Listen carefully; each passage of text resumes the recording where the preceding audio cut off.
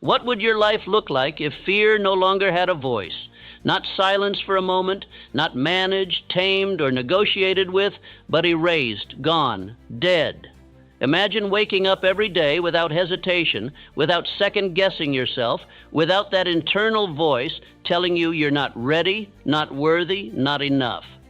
What decisions would you make then? What doors would you finally kick open? What dreams would you chase with reckless, unstoppable fire? Because the truth is, fear isn't the enemy. Surrender is. Fear is natural. It's primal. It whispers and it warns, but it only wins when you obey it. And every time you believe it, every time you shrink instead of step forward, you trade power for comfort. You give up growth for safety. You stall, you suffocate, you stand still, not because you're weak, but because fear has convinced you that stillness is survival. But not today. Today we expose fear for what it is, a liar, a story, a shadow pretending to be real. And today we bury it, not with feel-good fluff or shallow hype, but with truth, with discipline, with practice, with a purpose that's bigger than your excuses. In the next few minutes, you're going to learn how to stop running from fear and start hunting it. You'll learn how to stand tall even when your hands shake, how to act before fear fades, and how to build a mind so sharp and disciplined that fear has no room left to live. So take a deep breath, step forward, and don't look back, because this is the day you kill the fear. Let's get something straight. Fear is not your enemy. Fear is instinct. It's ancient. It's built into your biology to protect you. And in many ways, it's kept you alive. But what fear was never meant to do is lead you. It was never meant to be your guide, your counselor, your decision maker. Yet that's exactly what most people let it become. They let fear steer the wheel. And then they wonder why their life feels like it's going in circles. You feel fear when you're about to do something unfamiliar, something risky, something that threatens your comfort or control. That's not weakness. That's your brain doing what it's been wired to do. But here's the truth most never hear. Fear itself isn't what stops you. Inaction is. The real enemy isn't the fear you feel, it's the pause you take because of it. It's the opportunity you don't chase, the silence you choose instead of speaking up, the dream you shelve for some other time. Most people are waiting for fear to disappear before they take action. They're waiting to feel brave, to feel certain, but that moment never comes. Because courage isn't the absence of fear, it's action taken in spite of it. And if you're waiting to feel ready, you'll be waiting your whole life. The ones who move mountains, change industries, make history, they feel fear too, but they walk forward anyway. That's the shift. That's the edge. You don't need to be fearless. You just need to stop obeying fear like it's a command. You need to stop giving it authority it never earned. Fear can sit in the passenger seat, sure, but it doesn't touch the wheel, not anymore. And here's where it gets powerful.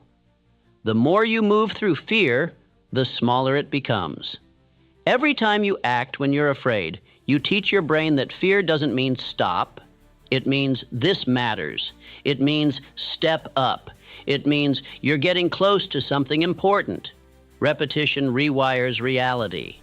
And the more you face fear head-on, the less control it has over you. You become something fear can't live inside, because you've trained your mind to act before fear can settle in. So the next time fear rises in your chest, remember this: you don't need less fear. You need more movement. Don't analyze. Don't overthink. Don't negotiate. Just move, because fear hates momentum. And the moment you act, the fear begins to die. Fear is a master storyteller. It crafts lies so believable, so emotionally convincing that they feel like truth. But here's the brutal fact. Fear is a liar. And the most dangerous lies it tells are about you. It whispers that you're not ready, that you're not smart enough, talented enough, worthy enough, that if you try, you'll fail, that if you speak, they'll laugh, that if you chase that dream, you'll crash and burn. And because fear wears the voice of your own mind, you believe it. You accept it as reality, never realizing that it's just a story you've repeated so many times it became familiar. Not true, just familiar. Fear thrives in imagination. It takes a moment of uncertainty and builds a movie around it. You don't just worry about a difficult conversation, you see it go horribly wrong. You don't just hesitate to try something new, you see yourself failing publicly and permanently. You don't just fear rejection, you imagine humiliation, abandonment, and proof that you never had what it takes in the first place. And that's how fear wins, not with truth, but with repetition. The more you rehearse the worst-case scenario in your mind, the more your nervous system believes it's real. And when your brain believes the threat is real, it floods your body with signals to retreat. Heart racing, breath shallow, muscles tense. Suddenly, you're not living in the present. You're imprisoned in a future that hasn't even happened. And in that state, even the smallest step forward feels impossible. But here's the breakthrough. If fear is built by repetition, so is confidence. If fear is a story, you can tell a better one.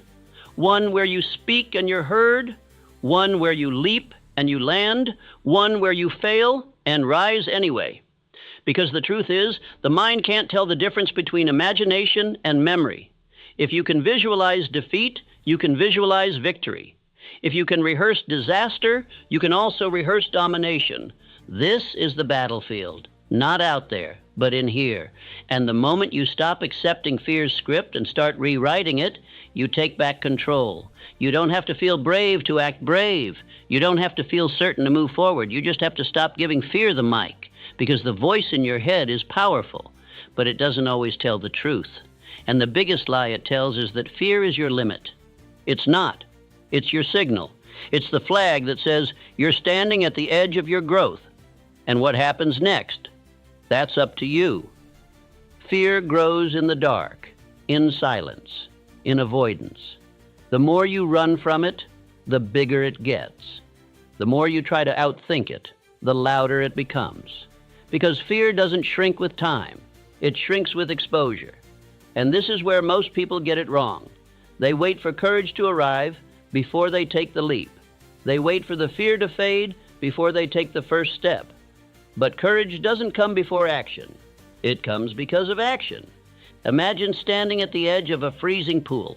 You can dip your toe in, walk away, come back tomorrow, overthink it again, and still feel cold just looking at it. Or you can jump in, shock your system, let your body adapt, and in a few seconds you're no longer afraid. Why? Because you've experienced what your mind exaggerated. That's exposure. It's not about being fearless. It's about being willing to feel the fear and still step forward, willing to look uncertainty in the eye and say, you're not the end, you're the beginning. This is how you kill fear, not with avoidance, but with exposure. You lean into what terrifies you. You practice the uncomfortable. You make it familiar. And the more familiar it becomes, the less power it holds over you. Speak even when your voice trembles. Show up even when your hands shake. Launch the idea even if it's imperfect. Ask the question even if you fear the answer. That's the work. That's the training ground. Because repetition rewires reality. The first time is terrifying. The second time is uncomfortable. The 10th time is routine. And the 100th time, it's freedom. The people you admire, the speakers, the leaders, the creators, the fighters, they didn't start brave. They started scared. The only difference is they refused to stay that way. They built tolerance to discomfort. They didn't run from the storm. They stepped into it again and again until the thunder couldn't shake them anymore. The truth is, the fear never fully leaves. But you stop flinching when it speaks. You stop shrinking when it rises. Because you've faced it enough times to know it's just a sound. It's just a signal. And it doesn't have the final word. You do. The only way out is through. Through the trembling, through the failure, through the doubt. You walk straight into the storm, not because you're unafraid, but because you know the other side of fear holds the life you haven't lived yet. And that's a price worth paying. If you want to kill fear, you must go to its source, your mind. Because fear doesn't start in the world. It starts in your thoughts, in the silent, invisible stories you repeat to yourself, stories of inadequacy, of danger, of what might go wrong, stories that play on a loop, shaping your reality without you even realizing it. And here's the truth. If you don't train your thoughts, they will train you. Left unchecked, the mind becomes a battlefield where fear always wins. But you're not here to be ruled by fear.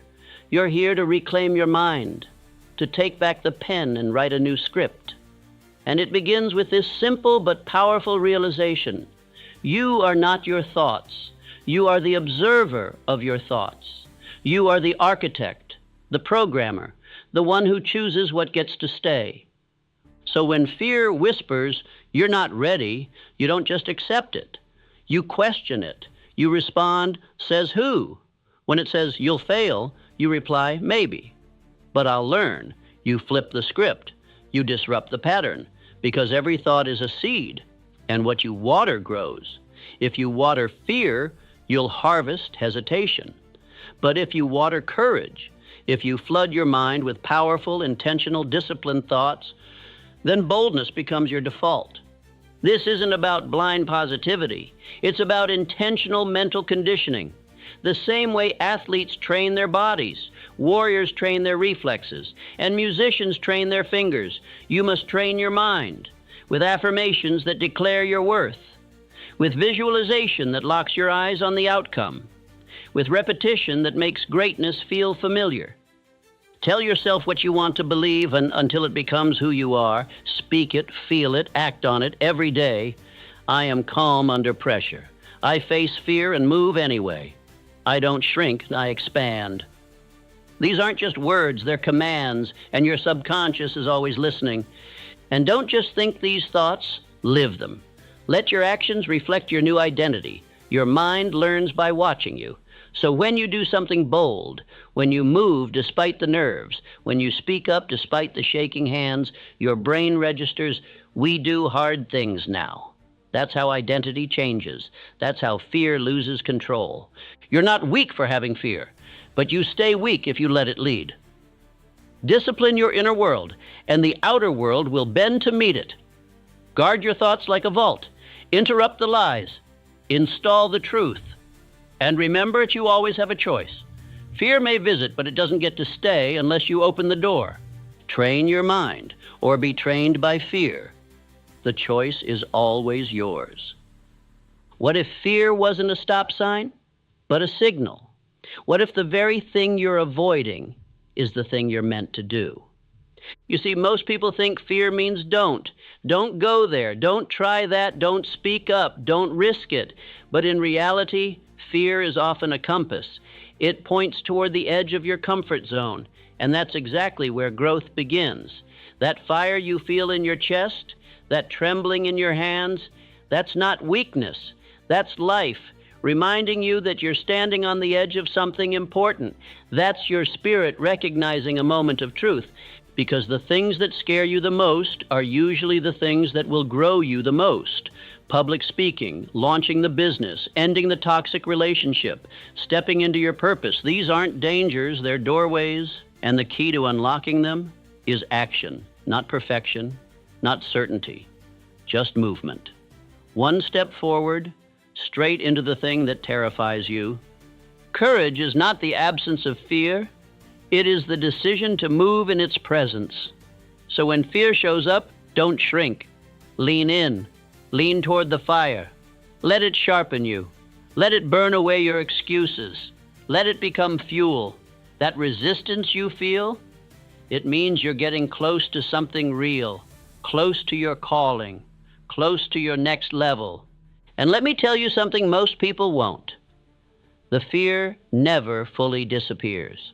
Not for the brave, not for the successful, not for the legends. The fear is still there. But they've made peace with it. They've learned to walk with it, to keep going, even while shaking. That's what makes them fearless. Not that they feel nothing, but that they refuse to be owned by it. So the next time fear shows up, say, thank you, I see you, but I'm not stopping.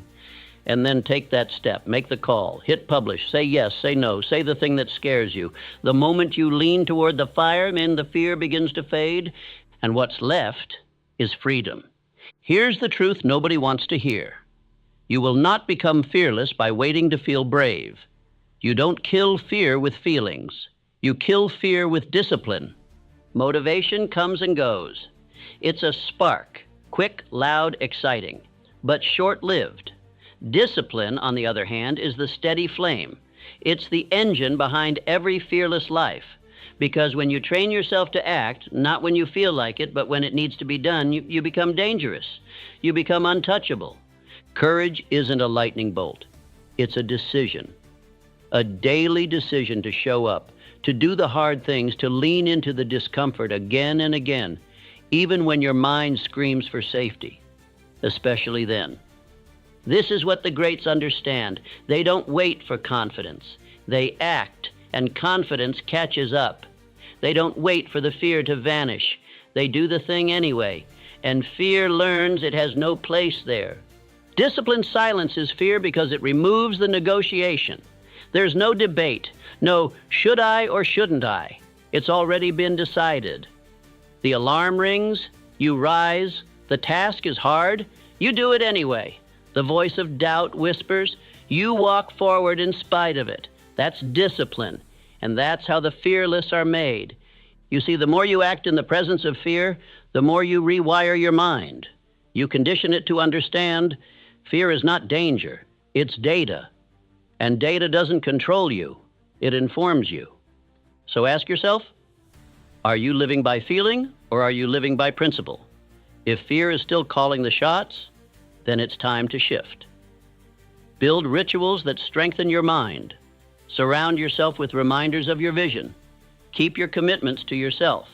One small act of courage every single day, and you'll wake up one day wondering why you ever let fear run the show. Discipline makes you consistent, and consistency makes you inevitable. Picture this. You're lying on your deathbed moments from the end.